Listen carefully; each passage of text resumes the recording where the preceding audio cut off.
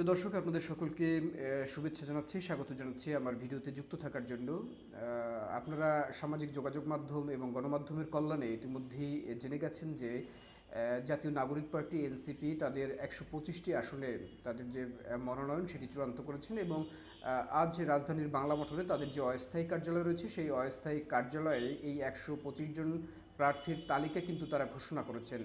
এবং এই প্রার্থী তালিকা ঘোষণার পর থেকে আমরা সামাজিক যোগাযোগ মাধ্যমে এবং রাজনৈতিক মহলে দেখেছি বেশ আলোচনার তৈরি হয়েছে যে এই ১২৫ জন যারা প্রার্থী হয়েছেন এনসিপির পক্ষ থেকে তারা কে কোন আসনে নির্বাচন করবেন এবং এই আসনগুলোতে তাদের প্রতিদ্বন্দ্বী প্রার্থী বা কারা রয়েছে।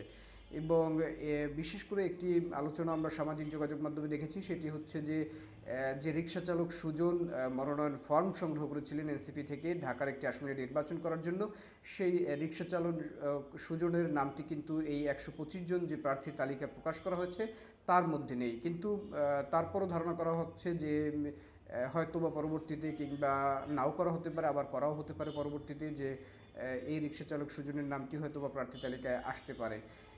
যেহেতু এটি একটি আংশিক তালিকা, পূর্ণাঙ্গ তালিকা তারা এখন পর্যন্ত প্রকাশ করেনি, সেই ক্ষেত্রে হয়তো বা তার নামটি আবার যুক্ত হওয়ার সম্ভাবনা থাকলেও থাকতে পারে।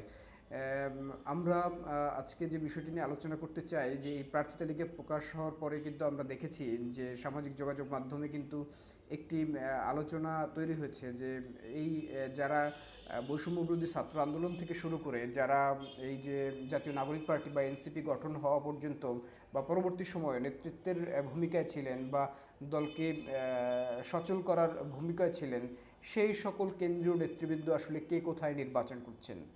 এবং সামাজিক যোগাযোগ মাধ্যম, গণমাধ্যম সকলের কিন্তু এখন উৎসাহের বা আলোচনার কেন্দ্রে এই কেন্দ্রীয় নেতৃবৃন্দ রয়েছেন। এবং আমরা আপনাদেরকেও কেন্দ্রীয় নেতৃবৃন্দ যারা আসলে বৈষম্যবিরোধী ছাত্র আন্দোলন থেকে এনসিপি গঠন পরবর্তী সময়ে দলটিকে সচল করার ক্ষেত্রে ভূমিকা রেখেছিল, তারা কে কোথায় নির্বাচন করছেন সেই বিষয়টি জানানোর চেষ্টা করব।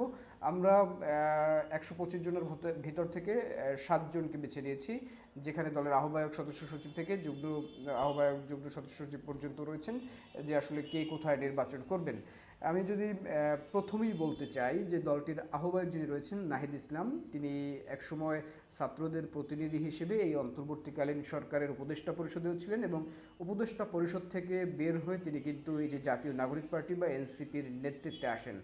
এবং এই নাহিদ ইসলাম যে তালিকাটি প্রকাশ করা হয়েছে এনসিপির পক্ষ থেকে, সেখানে দেখেছি যে নাহিদ ইসলামকে কিন্তু ঢাকা ১১ আসন থেকে তিনি প্রতিদ্বন্দ্বিতা করবেন বলে সেখানে উল্লেখ করা হয়েছে। এছাড়াও দলটির যে সদস্য সচিব রয়েছেন আক্তার হোসেন, বিভিন্ন সময় আন্দোলন সংগ্রামে দেখেছি তার লড়াকু ভূমিকা, সেই আক্তার হোসেন কিন্তু রংপুর ৪ আসন থেকে নির্বাচন করবেন বলে কিন্তু এই প্রাথমিক তালিকায় প্রকাশ করা হয়েছে। এছাড়াও দলটির প্রধান সমন্বয়ক নাসির উদ্দিন পাটোয়ারি, তিনি ঢাকা ১৮ আসন থেকে প্রতিদ্বন্দ্বিতা করবেন এবং দলটির উত্তরাঞ্চলের যে মুখ্য সংগঠক সার্জিস আলম, তিনি পঞ্চগড় ১ আসন থেকে প্রতিদ্বন্দ্বিতা করবেন এবং দলটির দক্ষিণাঞ্চলের যে মুখ্য সংগঠক রয়েছেন হাসনাত আবদুল্লাহ, তিনি কুমিল্লা ৪ আসন থেকে নির্বাচন করবেন বলে কিন্তু প্রার্থী তালিকায় প্রকাশ করা হয়েছে। এছাড়াও দলটির যুগ্ম প্রধান যে সংগঠক রয়েছেন সমন্বয়ক হান্নান মাসুদ, তিনি নোয়াখালী ৬ আসন থেকে নির্বাচন করবেন বলে কিন্তু প্রকাশ করা হয়েছে। এছাড়াও দলের সিনিয়র যুগ্ম সদস্য সচিব তাসনিম জারা ঢাকার ৯ আসন থেকে নির্বাচন করবেন বলে কিন্তু এই প্রার্থী তালিকায় প্রকাশ করা হয়েছে।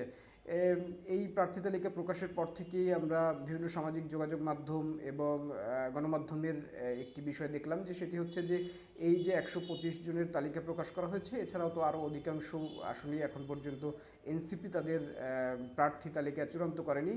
এবং আমরা যেটা শুরু থেকে শুনে আসছিলাম যে এনসিপি কিন্তু বলে আসছিল যে ৩০০ আসনেই তাদের প্রার্থী দেওয়ার মতো প্রার্থী রয়েছে এবং ৩০০ আসনে প্রার্থী দিয়ে তারা কিন্তু নির্বাচনে অংশগ্রহণ করবেন।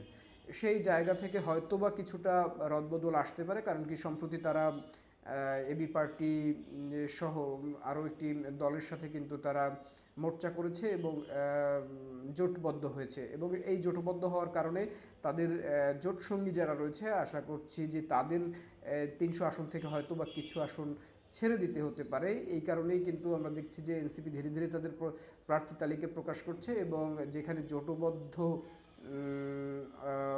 সংগঠনের নেতৃবৃন্দ রয়েছেন সেই জায়গাগুলোতে কিন্তু তারা প্রার্থী ফাঁকা রেখে দিচ্ছেন। আশা করা হচ্ছে যে জোটের যে অন্য সঙ্গীরা রয়েছেন তারা সেই জায়গাগুলোতে প্রার্থী দিবেন। এবং এই প্রার্থী তালিকার পর অনেকের মুখেই আলোচনা আসছে যে এনসিপির এই প্রার্থীরা যাদের প্রতিদ্বন্দ্বী প্রার্থী রয়েছেন তাদের সাথে কেমন করবেন, নির্বাচন আসলে কেমন হবে, এসব বিষয় নিয়ে আমরা আসলে পরবর্তীতেও একাধিক ভিডিও তৈরি করব। আপনারা আমাদের সাথে যুক্ত থাকবেন, ভালো থাকবেন।